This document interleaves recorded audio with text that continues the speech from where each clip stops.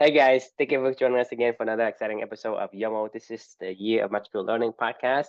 Today we are doing Reflection 243, and this is a book by. So I mean, what do you think?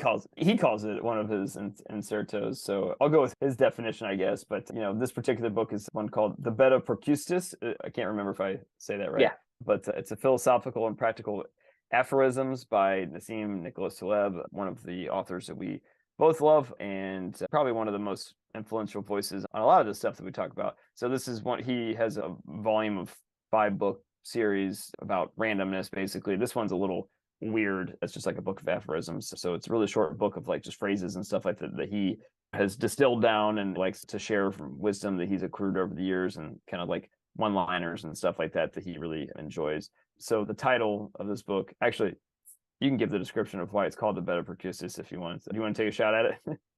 well, you can say it. I mean, it's just a story from Greek mythology. So I mean, Yeah, it's a man who makes all of his visitors try to fit his bed size to perfection by stretching them to the sides of the bed or cutting off limbs or whatever. Make the world fit our view, essentially, versus just embracing the chaos that is around us. Yeah, I don't know. That's kind of my take on how that. right. I mean, it's about the story behind the Bed of Procrustes is the guy's name basically a rich merchant, a rich businessman, and he has this hobby of his that he would go and invite travelers to his house, kind of invite him and give them hospitality, feed them dinners and whatnot. And then at the end of the day, he would kind of like invite them to stay overnight so that they can sleep. And but when that starts is when they bring out the bed. The bed is basically the same size as everybody else. So anyone who is shorter than the bed, he would stretch their limbs to fit the bed. And anyone who's taller than the bed, he would actually, cut the limbs so that it will fit. So One size fits all it's approach. it's Yeah. a aphorism for they are it's a one size fits all kind of concept, and that is reflective of what we see today. Is everything is cookie cutter, and everybody has to fit into this mold, especially in the corporate world, and that's what people say. Hey, you have to conform to the societal mold that we have set for you. Here's our values. You have to be these if you want to fit into this culture. It's not Um, that it's not if you want to fit in; it's you have to fit in because you now have. you have a choice. We pay you to fit in. If you don't fit in, we will not pay you, and you will leave. Before the advent of the freelancer, right? You can't even freelance because they won't even sell you insurance. Right. Yeah. I mean, no one will cover your health insurance. So people say, well, if you need health insurance, you have to work for a corporate because they only sell to corporations. You Oh can't. man, my eyes. I cannot touch them because it's Luca and his pink eye. So I have something in it, and I can't fix it. I can't touch it. All right, go ahead. Sorry. I'm just Well, if I'm acting weird over here, I'm trying to like not I'm trying to get something out of my eye that's in my a eye. podcast and a movie. Yeah, right. Yeah.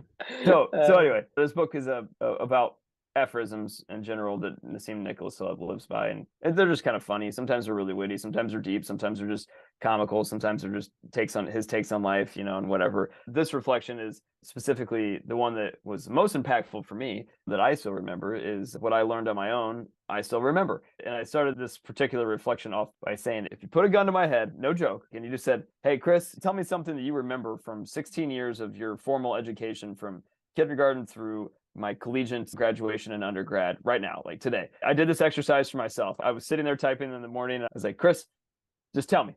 Pretend like there was somebody putting a gun to my head right next to me, like, name it right now. What's the first thing that comes to mind?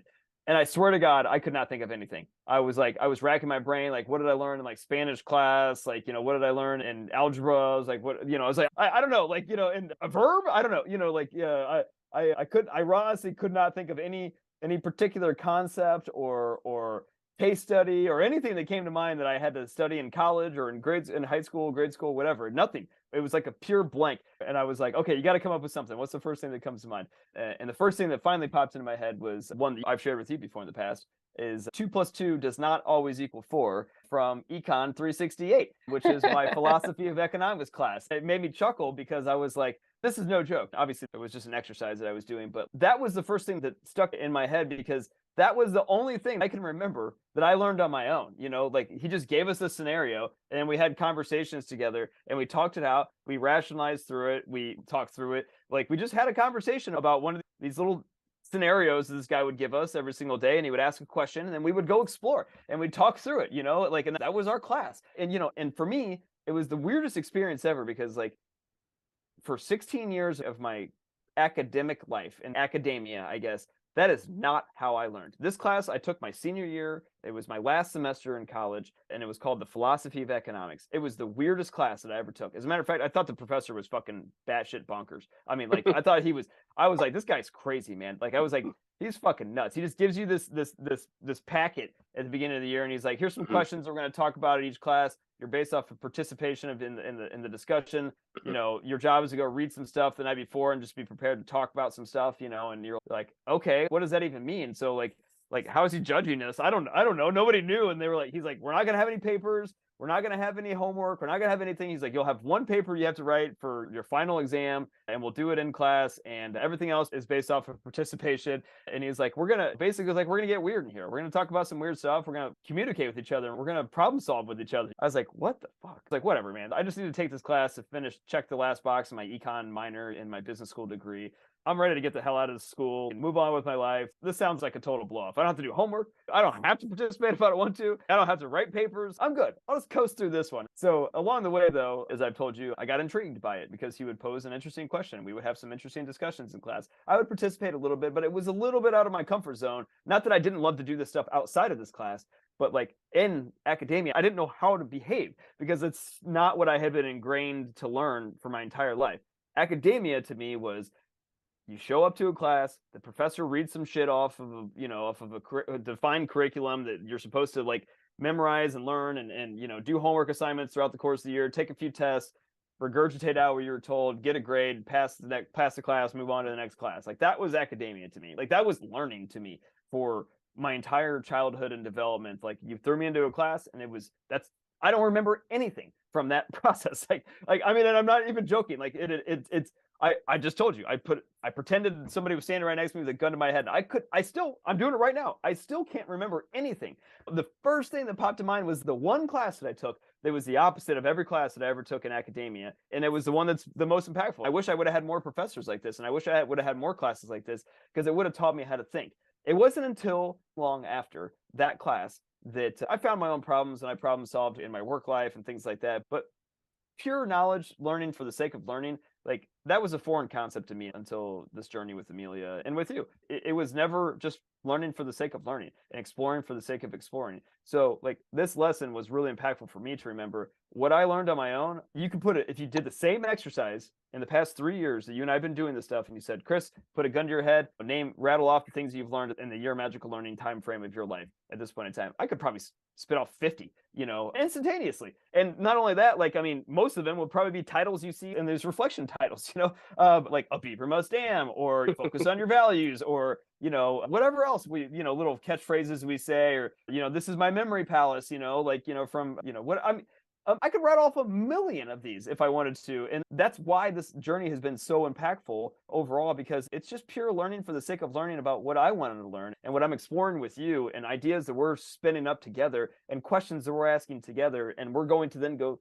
find research and come back and say, hey, this is what I think it is, right? And then we remember that way. So I thought this was one of the best aphorisms that he said during this one that it just stuck in my head, where I was like, yeah, that's exactly what it is. Like, this is when you learn for yourself, you still remember eventually. But when somebody else is shoving knowledge down your throat and you just got to regurgitate it out, you don't remember shit. Like, you don't remember anything about anything, honestly, at that point in time.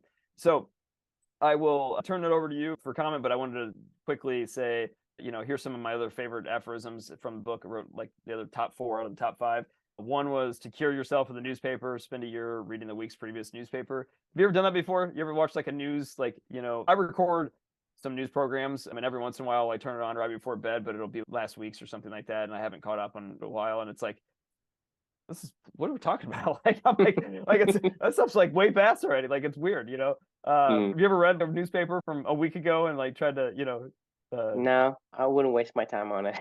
It is. I mean, it's a waste of time. It's the point, right? For the second one, this is probably my favorite one, besides the reflection one. Instead of looking for a cause of death when they expire, we should be looking for a cause of life while they're still around. And I don't know, man. That one was like, duh. Living every day, focus on your values. Like, why are you living today? Not, hey, he died of a heart attack or whatever. It's like, why did he live every day? You know, it's, I don't know. That one was a big explosion in my head. The next two were conscious ignorance can expand your world if you practice it. That's the, I don't know shit, you know, and really meaning it. I think personally, I do think that can really expand your world if you always try to keep that beginner's mind. It's hard, but try to do it. And then finally, what makes us fragile is that institutions cannot have the same virtues, such as honor, truthfulness, etc., as individuals. And this is what we talk about all the time. Like, Salesforce and their values is not a thing. Like, I mean, it is. Sure, you can organize a culture around a business, but a business isn't a, I mean, I don't know. It's always the people that make it up, and their values are what matter, you know. So anyway, we don't need to get into that one. We can talk about that stuff later. But I thought that was an interesting idea as well. So I'll turn it over to you. You start wherever you want to start. What I learned on my own, I still remember. I mean, this book is not really, in my opinion, it's just a list of bumper stickers Pretty saying, much, yeah. to kind of put it bluntly. But it has a lot of values in terms of the lessons in the obvious of the saying. But I really like the fact that the reflection title, it's very, very profound because what I learned on my own, I still remember, to me, if you don't make anything your own, it's not yours. And if Great. it's not yours, how can you remember it? Right? Because to me, regardless if you say, hey, I really like that bumper sticker, or I really like what Christian True is saying, hey, be with my stamp, you can hear that 1,000 times, 1,000,000 times. You can get sick of hearing it, but you don't make it yours, Right. it would never stick. So to me, learning is like, if you don't make it your own, then you did not learn it. Great. So it's just the fact that everything that you learn, you have to make it your own. You have to. Experiment. So Gotta go in the real what world. I can say, well, hey, you may have some kind of a scenario or problem, right? And it is your problem, right? I can point to you to thousands of solutions, but you never took it and applied to yourself. You're never gonna fix it. I can't fix it for you. It's not my problem. Only you can fix the problem. So only you can learn it. Only you can make it your own. So to me, this is very profound in a way that regardless of how many books you read, regardless of how many TVs you watch, regardless of how many degrees you have, if you did not make it your own, it was never yours, and you cannot keep it. I agree. That to me is like, hey, yeah, I can learn something on my own, and I can learn things I want to learn. I can probably be more an expert on that subject than you. If you don't swallow that, it didn't go into your body. Right. It just gushes out. So regardless if I'm drinking from the dripping of the faucet or drinking from a fire hydrant from a fire hose, right? If I don't take it in, then it was never mine. It's So like you think about uh, the amount of water from a person here. I am purposely wants to drink from the strip of the faucet. it's exactly like what we talked about almost yesterday. You find a problem, then you go study the answer. Then you go into the academic world to research and to study, and then come back and apply it and find and all these things, right? Like, that's how you make it your own. You could spend your entire lifetime in academia and not know anything. I mean, it reminds me of You spent 16 years in I don't remember a education. thing. You don't remember a thing because A you didn't have thing. a. I had nothing to channel my to connect the dots to attach to make it a part of my memory palace, right? Like, I had nothing that was it's something that I cared about in any of those topics other than maybe tennis or sports or athletics or something like that, you know, where I had to do a lot of doing and problem solving out there, which is probably one of the reasons why I love sports. The thing is, I'm saying without the problem. A problem for you is a thing you want to solve. Good. And for you to solve it, it's like, hey, because I like tennis, so there's a problem that I say, well, I want to, hit a forehand better or whatever. That's still a problem for you, and Yeah, that's because what I meant. of that, whatever solution that comes your way, it's going to fit into that glove of problem. You and I can read this book of the Bed of Procrustes, or I can read the Proverbs in the Bible. I can read whatever. I can read like Yeah, thousands and thousands of bumper yeah. stickers. None of them will stick unless I have a problem, and some of these sayings can apply to it, and only then that will be my own. Then I would learn it, and then once I learn it, I can remember. That's what I'm Exactly. saying is you have to understand. Like for you and I were talking about, the rating of professors, right? We don't know how to rate professors, right? Right. But that's the thing is you have to understand the need. Without the need, whatever solution comes, it's going to pass you by like, as if water is flowing down the river. It's not going to stick to you. If you did not intend to drink from fire hose, you're not going to have anything inside you. Right. It's just one of those things where you have to have some kind of hook, right? The hook is your problem. Well, the hook, anything you throw at it, it's going to, go past it. If a hook is there, it's going to grab. So that whatever you grab is going to stay, and that's becomes yours. And you notice one of the things that I noticed from these most of these proverb books and this book in particular is it the saying usually flipped the society's conformity upside down. Yeah. Of course. I mean, It's just it's like always look outside the box a little bit, society is completely getting like completely opposite of what it should be done. And Stability.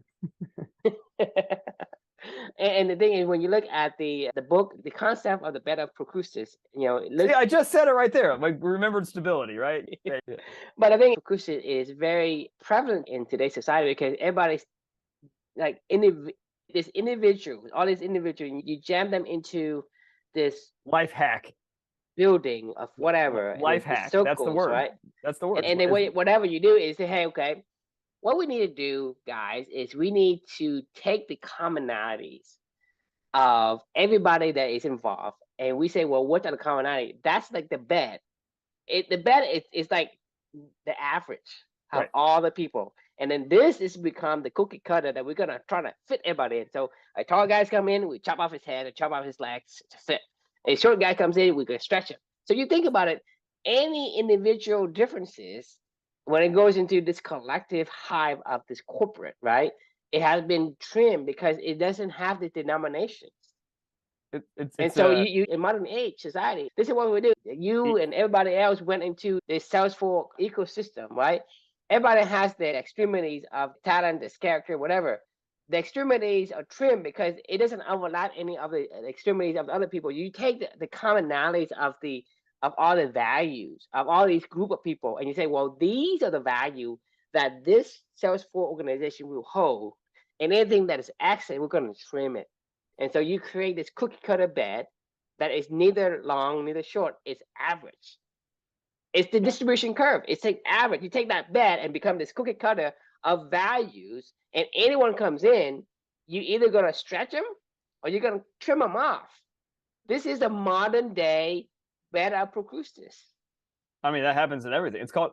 I was joking because that's the term for that in pop culture is a life hack. If I ever fucking hear somebody say the words life hack again to me, I'm gonna like, no, Yomo is a life hack, man.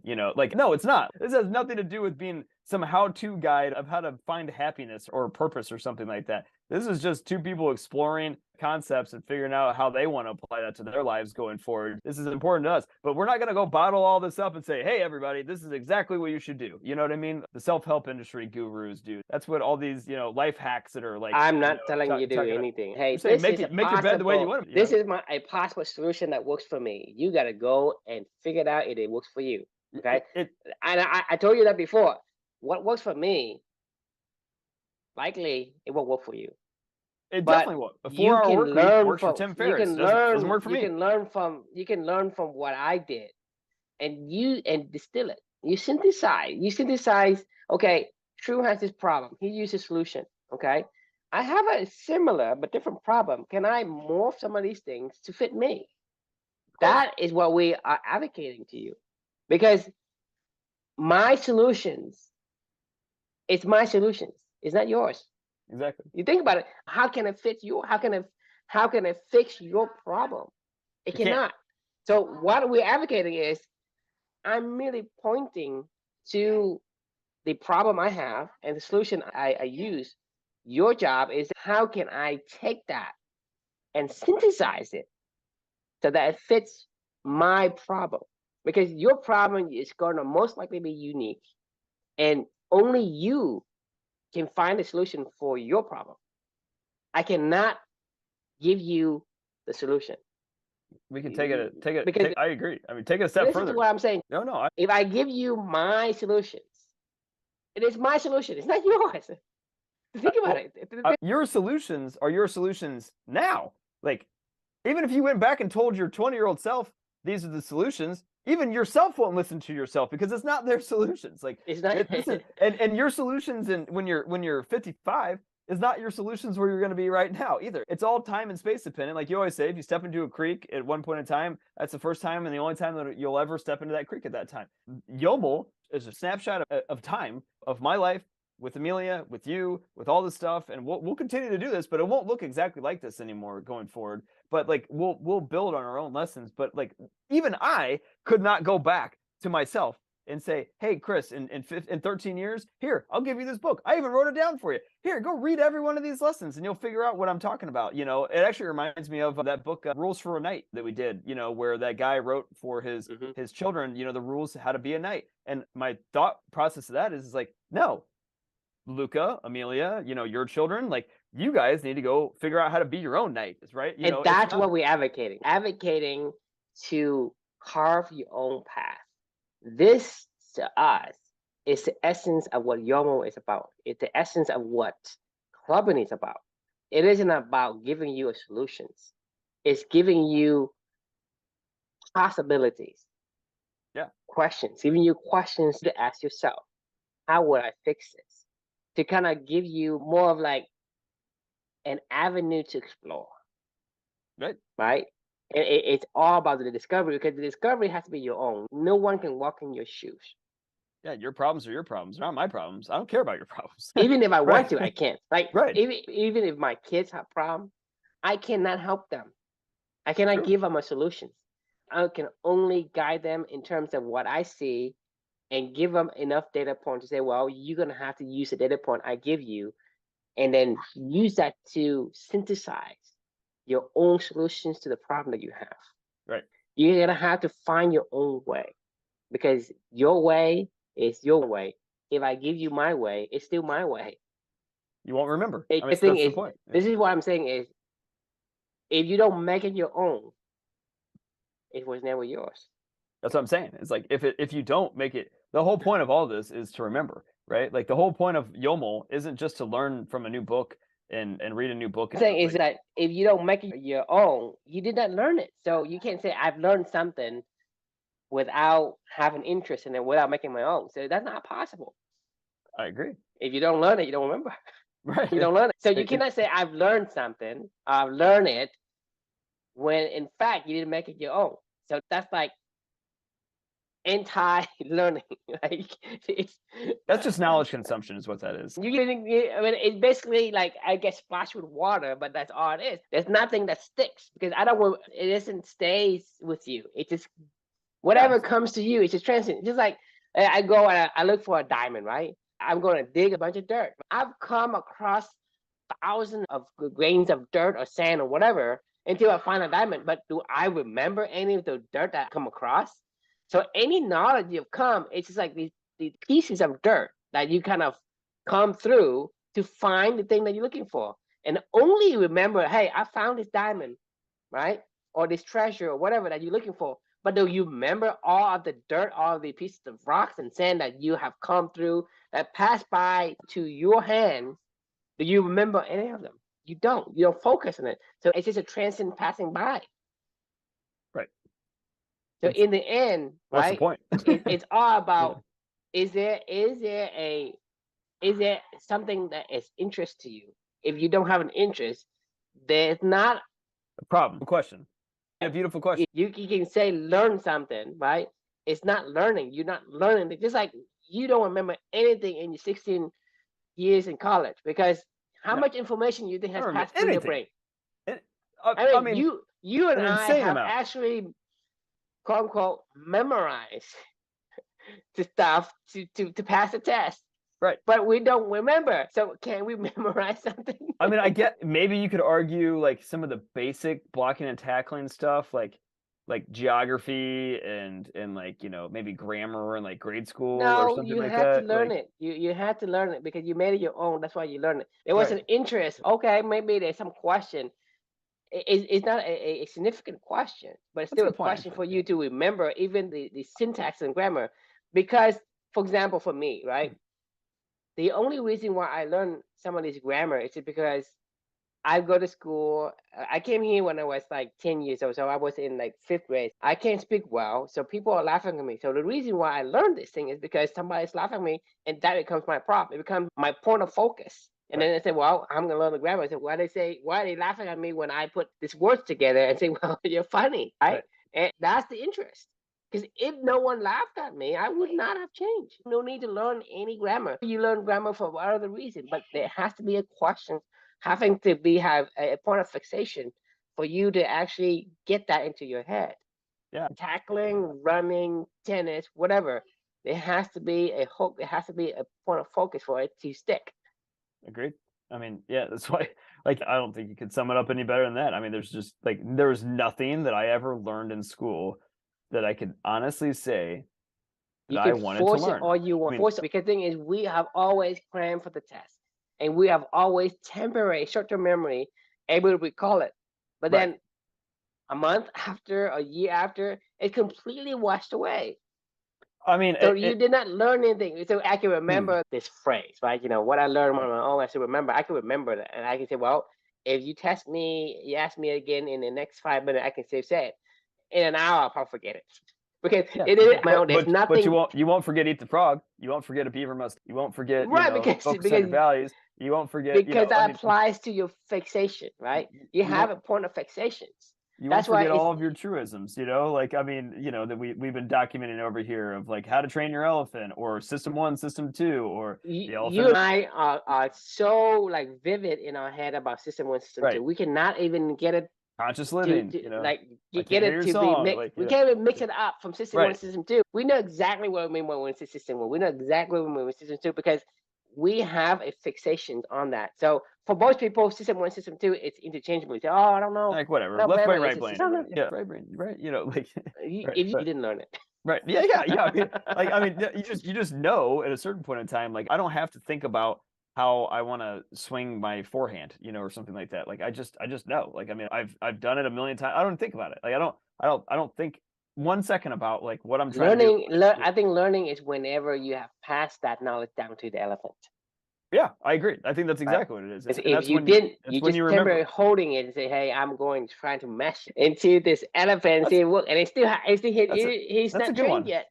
That's a really good point. I think like academic learning is just your writer by himself, hanging out off the elephant. Like real learning is your writer and your elephant coming together. But the thing is, it doesn't matter whether it's academic or something else. If That's you fair. have Yeah. an interest, you Right. will learn it, right? Yeah, I agree. There are certain classes in college that you've learned, right? Whether that's tennis class or something that interests you, you would learn it in college. But it's still Right. academia, right? But you have an interest. Anything else that wasn't an interest to you, like, hey, calculus, Wine statistics. appreciation. I remember stuff from wine appreciation in college, like, Exactly. because I appreciate wine. I like wine.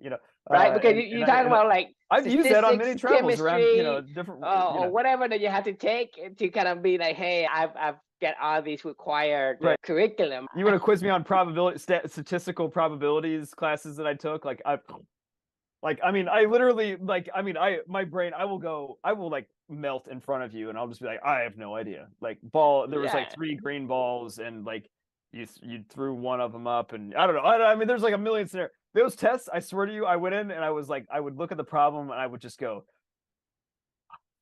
Honestly, I could have just scribbled anything on there, and it would have been probably better than what I cared about. I was like, just get me out of this class so I can pass this test, so I can get my fucking degree, so I can leave. Like, But that's the thing. In today's society, everybody is being forced to learn things they don't want to learn. And in today's society, is we are told that we have to be well-rounded and we have to be like, okay, I'm good in math, I'm good in writings, I'm good in blah blah blah, and we have to be this all-encompassed person. And in yeah, corporate, we yeah, I all agree do with the same thing. It's like we don't learn anything. We don't learn shit. you. So Right. it's like the only thing you're doing is you're just taking away the time that I would be available to learn the things I want to learn. Yep. So I'm neither good at what I'm good at, no, I'm good at anything else. But if you Exactly. leave me alone and let me pursue my interests, I will be a much better contributor to society. I will be contributing to society in a much greater extent than I would have been. Well, Right. then And so people, right now, today's individual, we are basically draining on society instead of contributing to society. We create this useless, like, I guess. think about me as an AE at Salesforce, during this journey, right? Think about all the things that we've been learning and exploring and doing together through this whole entire journey. And think about what I did every single day, and the level of the abilities of my skills, knowledge, and things that I like to do that I did every single day. It was maybe 5%, maybe, like talk about stupid on all parts, on my part, on the business's part, like, like what a waste of what Exactly. I could possibly be doing. For if Salesforce just said, Chris, I will just pay you what you make right now to go do whatever you're doing and figure out how we can go apply this into the Salesforce ecosystem, and whatever capacity that you want to contribute to that, go do that. Like, and they would, I guarantee you, I would have brought more value to that business in the long run, way more, immensely, exponentially more Of value to that course. business. But that's not how it works. They have to pay you based off of a very specific job that they're asking you to do in a very Procrustean bed, of like, Chris, I need you to be a sales professional and doing this particular job and hitting this particular quota to go do XYZ. Otherwise, you're useless to this organization as a whole.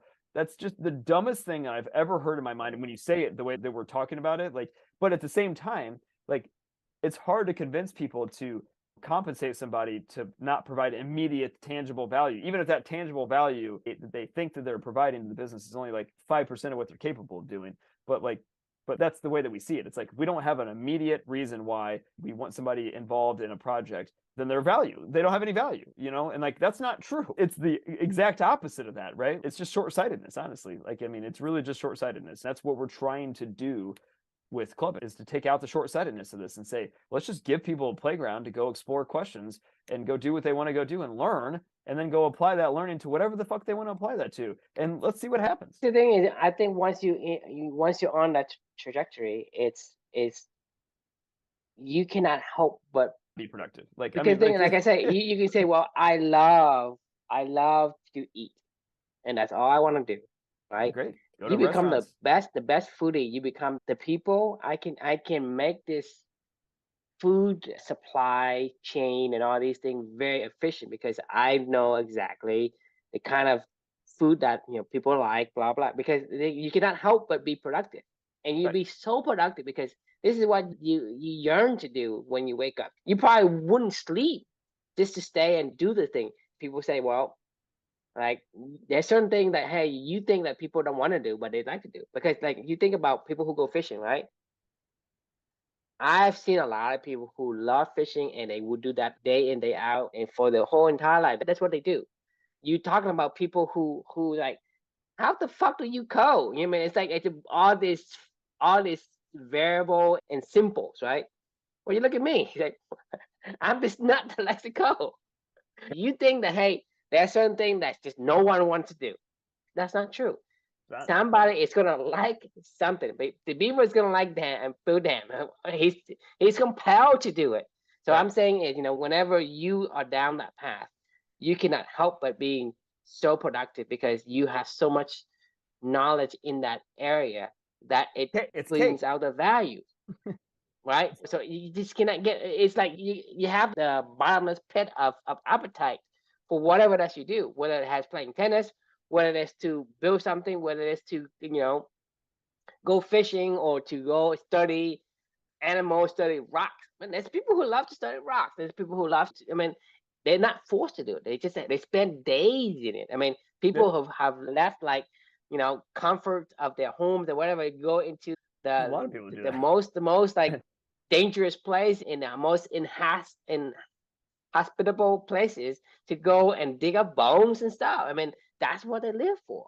If you match the profession with the trait of who they are, they cannot help but brings contribution to society in a much, much greater scale than you will force somebody to say, hey, you shall do the KBR to rate people to make sure that they're in line, blah blah blah. What a waste. It's a waste of resources, but it's also a waste of life because you waste your life because you're not trading something of value to you. Do you watch Ted Lasso, by the way, by any chance? No. Oh gosh, that's like one of the only shows that I actually watch these days. It's such a good show. I think you would love it. Actually, you should watch it though. It's really good because it was an episode last week about positionless soccer, where I was thinking like positionless organizations, right? I mean, anyway, it doesn't matter. That was where I was going with it. But right. Right. There's no rule, but there is an unspoken rule, just like the rules of the civil rule. There's an unspoken, yeah. I mean, the thing it's an is, orchestration. We without spoken rule, we have to. The thing is, you and I understand what EQ is, right? Mm-hmm. Right. EQ is not something you have it naturally.